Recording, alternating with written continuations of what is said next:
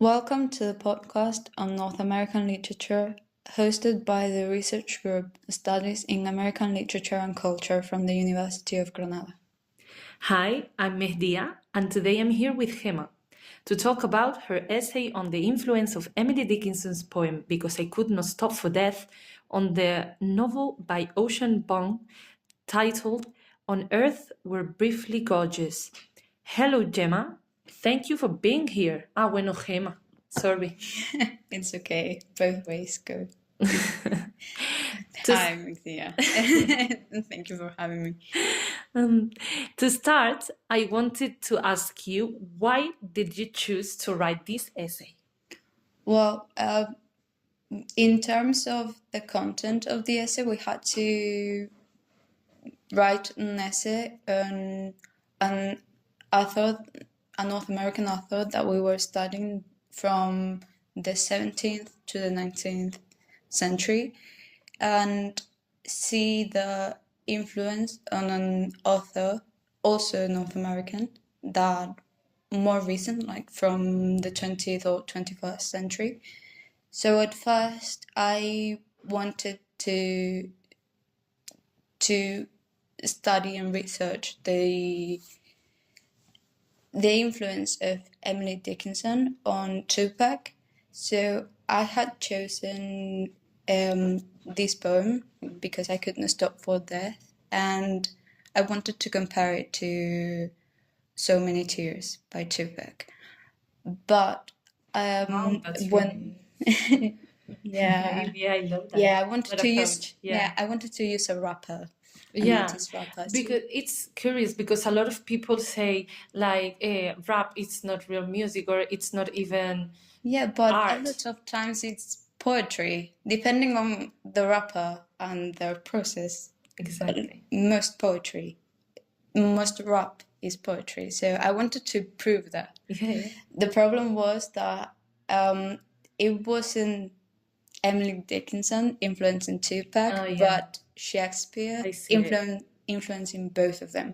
So that was not what we were asked to do. So I had to change it.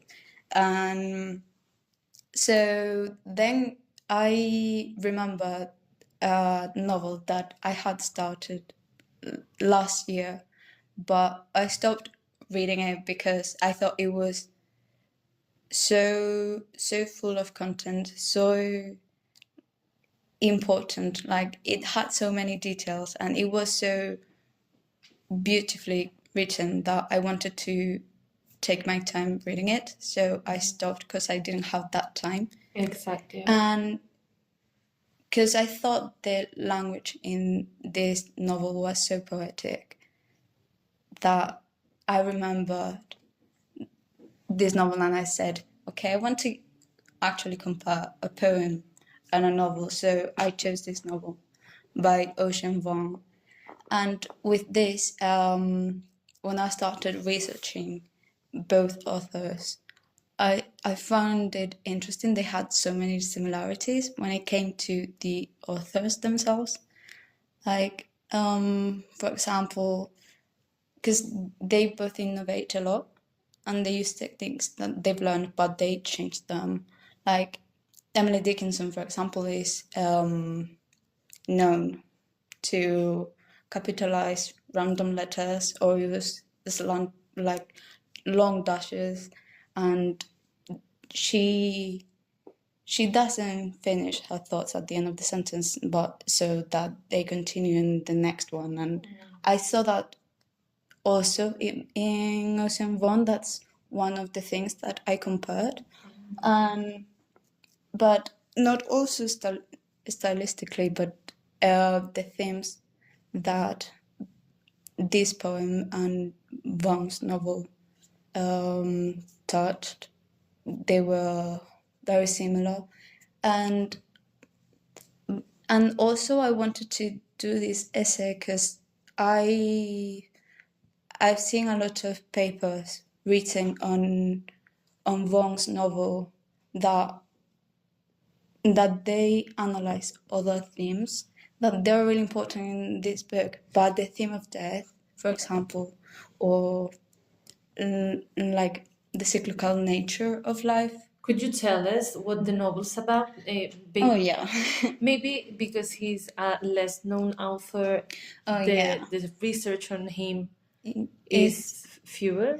yeah, there's a lot less research on him that there is on Emily Dickinson. I Yeah. think that yeah, she's quite well known. But yeah, this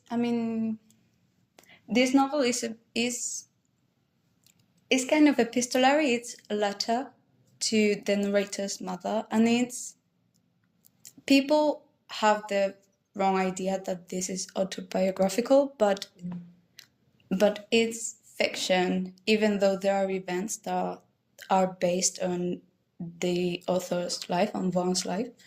But it's fiction. It's about this narrator that he was born in Vietnam, same as the author, and he had to move to America when he was a child. He went to America because his grandfather was American, and he had to run away from the Vietnam War.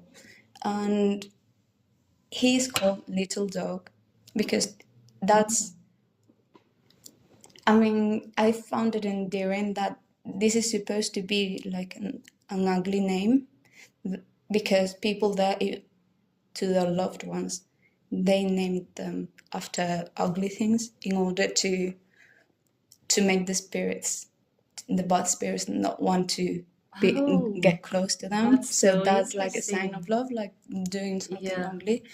And so it's about this boy's life, but it's a letter to his mom, to his illiterate mom. So it's a conundrum, because his mother is never going to be able to read this letter, because she doesn't even read Vietnamese, much less like English. English, yeah. So I found that very interesting, and the dynamic with addressing this entire novel to his mother was interesting. The thoughts put in the were quite profound and very direct. There were many things that people would feel uncomfortable reading. It is addressed in the novel that the mere reason that his mother cannot read this letter is the reason why this letter is possible and why it has been written. Yeah, so how did you connect that to the poetry of Emily Dickinson? Because the novel, both the novel and the poem, touch mainly on the topic of accepting death. Like in Emily Dickinson's poem, death goes to the poetic voice and takes her with her, like very gently, and they go on a carriage ride towards death. Even though death is not the end, they talk about immortality, but it's quite peaceful. There's some sort of turn halfway through in which you sense that fear of the unknown, of nature, of how, like, about the things that we don't know, about the vastness of life and death. But it's still, she accepts it. She doesn't fight that death. She is not, she's understanding of it. Yeah. And that's very present also in On Earth We're Briefly Gorgeous. So I wanted to talk about that because death is ever present in the poem. There are many stories that revolve around death, but that not, I haven't seen any other essays or papers talking about that. So I wanted to make that connection because I thought it was very important to see that acceptance. Like there's grief, there's mourning, there's fear, but there's also an acknowledgement that you cannot escape from death. Like Exactly. it's inevitable. Like to accept death as a part of life, not as an interruption. It's like the culmination of it. Yeah, exactly. And I also wanted, because it was so innovative, because it was very, very poetic, as I said, the way, and that's because the author is first and foremost a poet. He writes poetry before he writes. Yeah, but he decided to write this novel because he had this idea, and he wanted to. He did whatever he wanted, same as Emily Dickinson, and he also draws inspiration from Melville because he saw how in Moby Dick, for example, he wanted to talk about, like in the book there appear passages that, for example, 20 pages about very technical processes regarding whale hunting, that why wouldn't they be there? But Melville wanted to talk about that, and he wanted to say these things, and he did because he wanted to make it this way. So exactly, he's the author. So he has that power.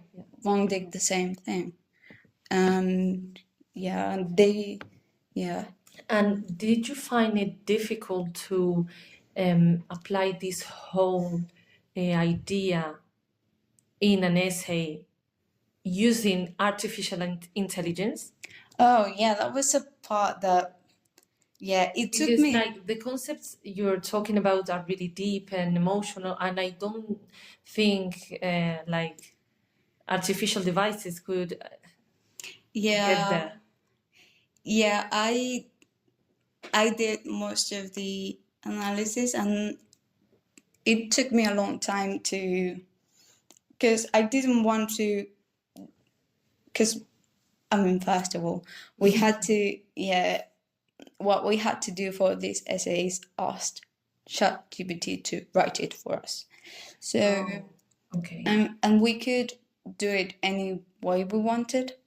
And my idea was to be very specific and ask only one question, so that I didn't have to keep asking different things and changing my mind. So I ended up asking exactly what I wanted with my ideas and regarding exactly which parts I was interested in and how I wanted my essay structured.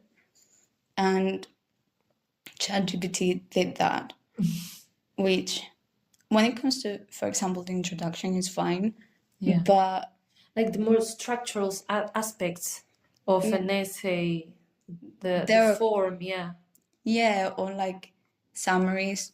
Okay. Those are ChatGPT is useful for that, but when it comes to the analysis, first, it doesn't go very deep into it, and second, and most importantly, that I don't think many people pay attention to is, and that's how a lot of people get caught cheating, is that the sources that ChatGPT quotes, they are completely made up. They don't exist.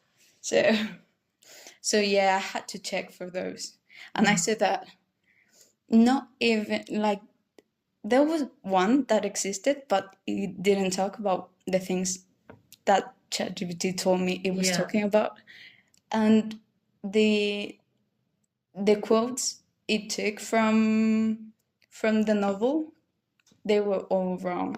So so yeah, I could not use the analysis that ChatGPT had made. It Yeah. could be interesting, like to find where does ChatGPT get those random quotes from. Like you're asking him from a random novel and he gives you something completely different. Yeah, and I see that a bit as a lie. So, why say I cannot do Exactly. that, and Why I giving cannot access that, or I don't have that information, instead of giving me wrong one? wrong Yeah, one? Yeah, exactly. exactly. Yeah. And um, Yeah, so that's, I prefer doing it myself. Yeah, and the analysis, because it's it's so meaningful to start analyzing something and yeah, start making connections. And the yeah, more exactly. you research, the more you notice, and the more you want to say. There were so many things about this poem, this novel, and Yeah. these authors that I wanted to say, but they weren't on topic, so I couldn't. Yeah. So what are those main ideas that you would like people to take from this? I mean, I think I kept imagining, for example, that both Emily Dickinson and Ocean Vuong in a room together, I think that they would have been incredible friends. Like Besties. they would have loved to share ideas, and I think society would have benefited from them sharing ideas. Wow. Yeah, and the queer community also, like they would have done a lot of interesting things together, I think. Yeah. Yeah. So what wonderful and interesting ideas. Thank you for sharing it with us. You're more than welcome. Love talking about that. Yeah. Thank you. Thank you for having me. Thank you for being here. See you next time. See you.